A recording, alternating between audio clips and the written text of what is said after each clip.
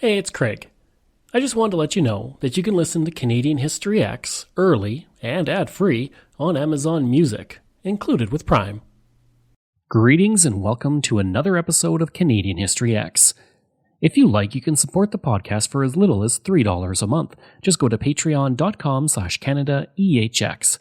You can also donate to the podcast by going to CanadaEHX.com and clicking donate, or you can go to buymeacupofcoffee/CraigU. All of these links are also in my show notes, and for people who donate, I have various levels of benefits. For $5, you get a thank you at the start of the next episode of Canadian History X, Canada's Great War, and from John to Justin, and on social media. For $10, you get everything from the $5, plus this episode is sponsored by, with your name at the start. Also, I'll state it's sponsored by you on social media. For $20, everything from the $5 and $10, plus a second episode sponsored by you, and promotion of something you're working on. And for $50, everything from the $5, $10, and $20 plus, you get to choose a topic for me to cover on Canadian History X. And on that note, I'd like to say thank you to Diane, who bought me 5 cups of coffee through buymeacupofcoffee.com. And because of that, this episode is sponsored by her. Thanks, Diane. If you like, you can email me at craig@canadaehx.com. You can find me on Twitter. My handle is Craig Baird, CraigBaird, and I'm on Instagram and TikTok where I put up daily videos about Canada's history. Just go to my username, Bairdo37. And you can find weekly videos on Canada's history on my YouTube channel. Just go to youtube.com/c/CanadianHistoryX. If you want to find transcripts of every episode I've ever done, you can go to my website, CanadaEHX.com. And there's over 700 posts on Canada's history there.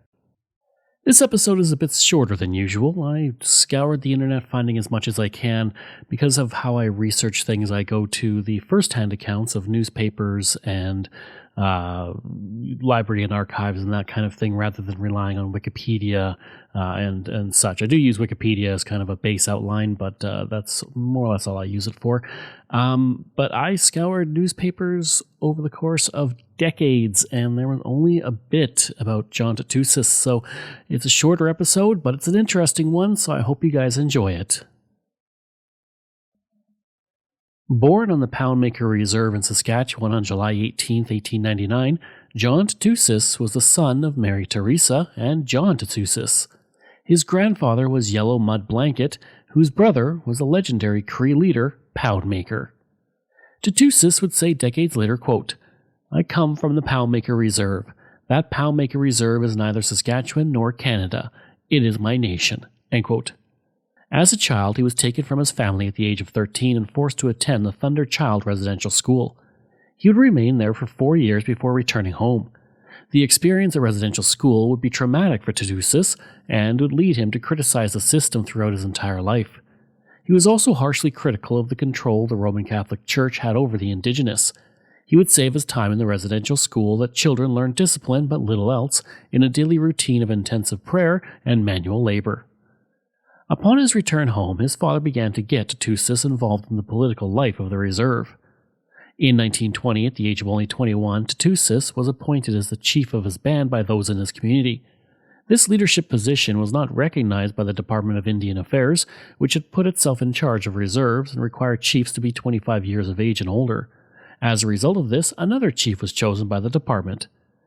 But Tootoosis would continue to have a leadership position unofficially in the community. In 1929, Tootoosis married Louisa Angus, and together they would have 10 sons and 3 daughters. More on some of those children later.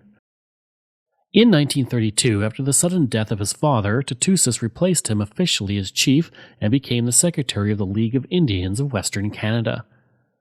Throughout the 1930s, Tootoosis would travel to meet with other Indigenous leaders, and this was forbidden by the Indian Act, which did not allow gatherings for political purposes. As a result, it often resulted in Tootoosis being at odds with Indian Affairs officials, including once at the Cowessess First Nation, where he was arrested and put on a train back home. To do the travels to meet with other Indigenous leaders, Tootoosis relied completely on donations to pay his way through Western Canada. He walked, rode a horse, hitched a train, any way he could travel he would. He would recall one ride in which he was perched on the hood of a car that was being towed by a horse, also known as a Bennett buggy.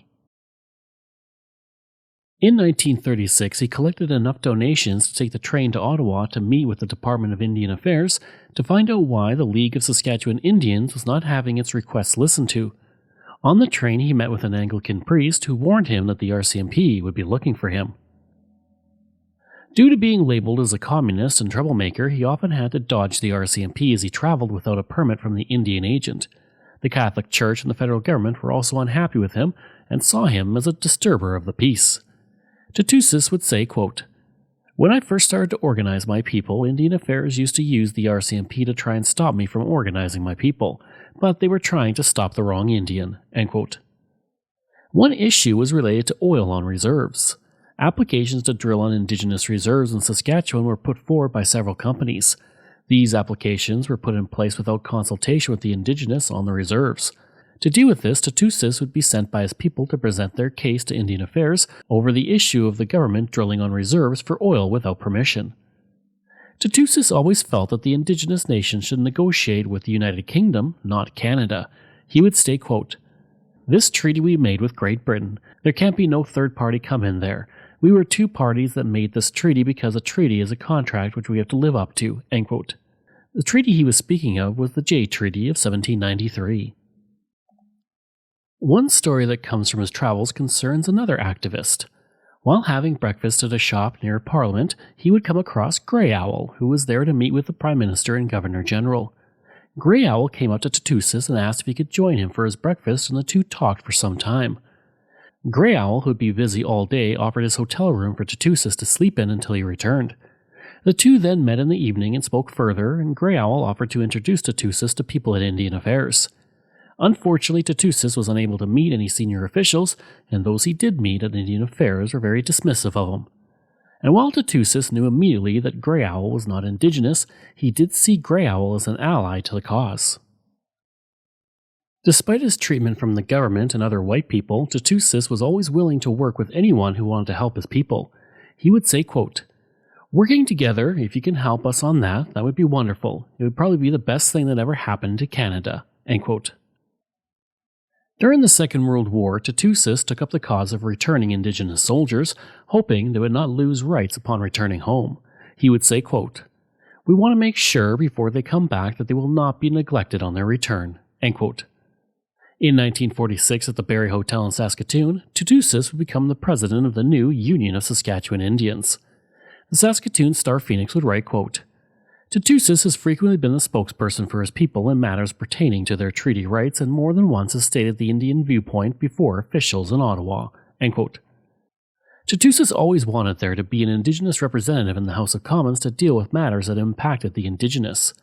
He would co-found the organization with Henry John and Joe Drever after realizing the Indigenous needed to unite to counter the broken promises by the federal government.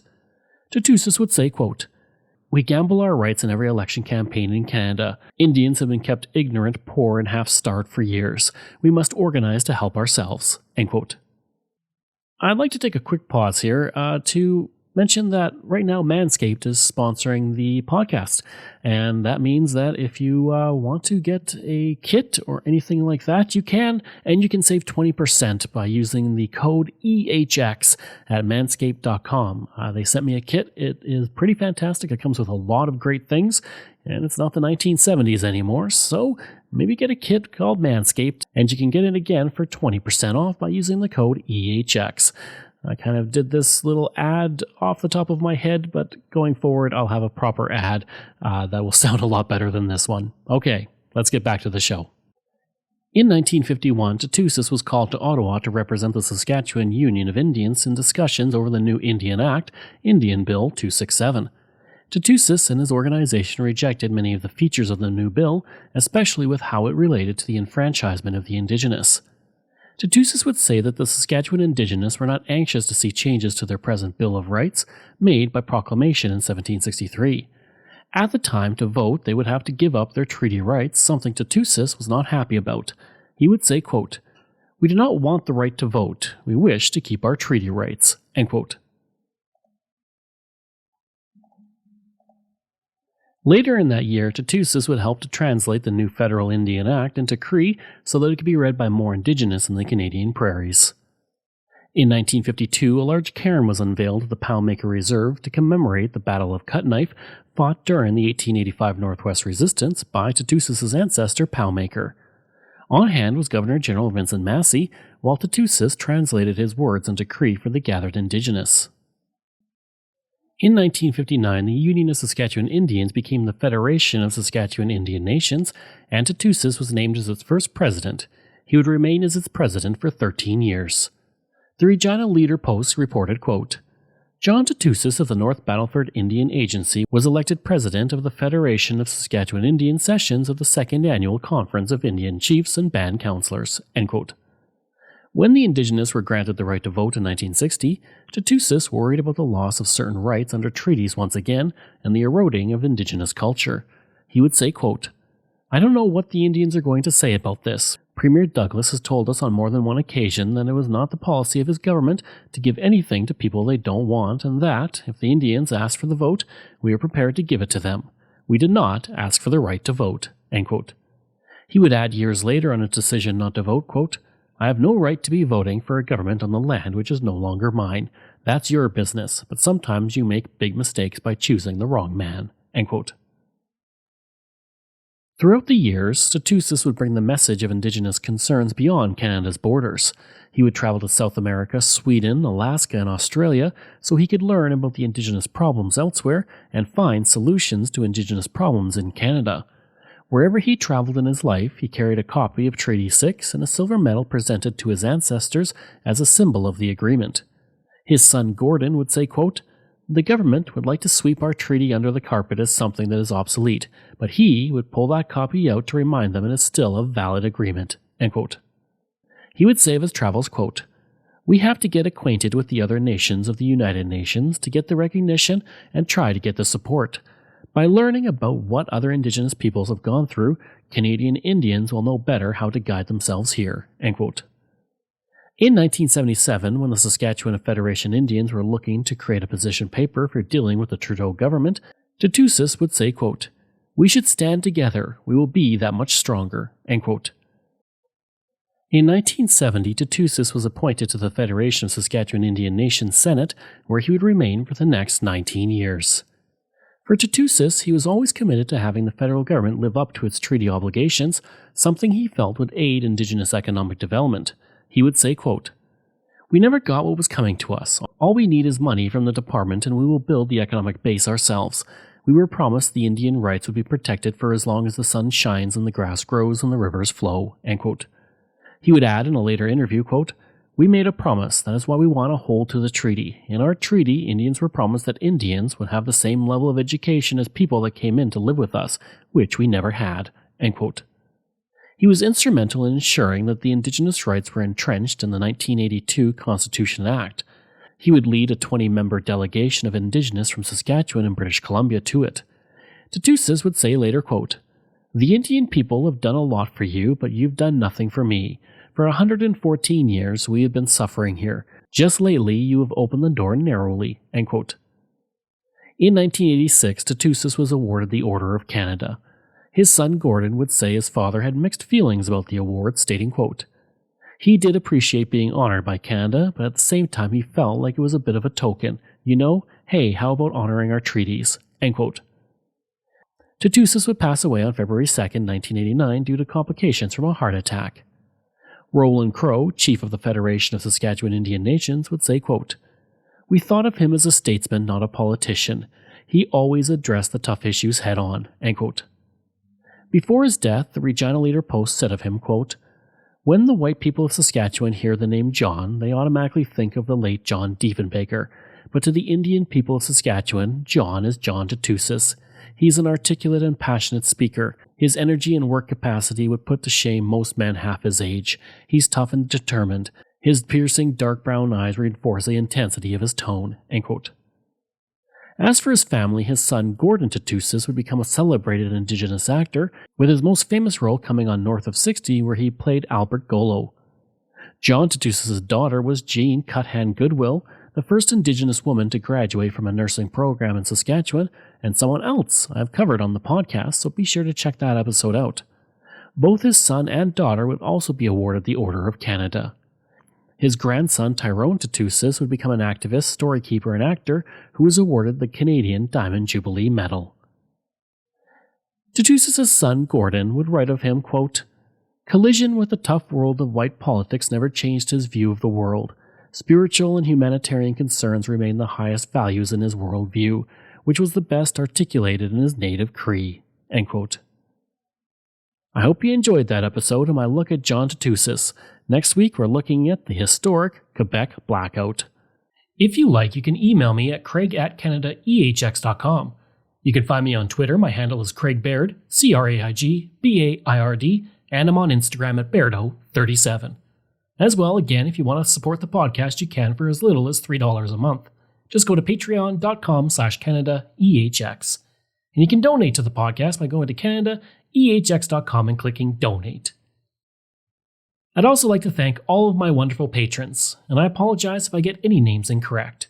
Michael Matthews, Joanna Parker, Jeff Dahl, Vobs, Robert Page, Richard D., Colin Johnson, Jeff Hershey, Kyle Murray, Steve Pakin, Matthew Gartho, Lionel Romaine, Dr. Bob Turner, an anonymous patron that I truly do appreciate, Randy Hayden, Doug Campbell, Reg W., Deborah Carlson, Francis Helbling, Nick Zinri, Shannon Marshall, Clinton Martinez, Dimitri Chauve, Aaron O'Hara Myers, Robert Dunseith, Todd Casey, Catherine Roy, Luke S., JP Bear, Jason Hall, Phil Maynard, and Iris Gray. Information from the Regina Leader-Post, University of Saskatchewan, Past Forward, Wikipedia, Maclean, Saskatoon Star Phoenix, Winnipeg Tribune, Ottawa Citizen, and the Red Deer Advocate.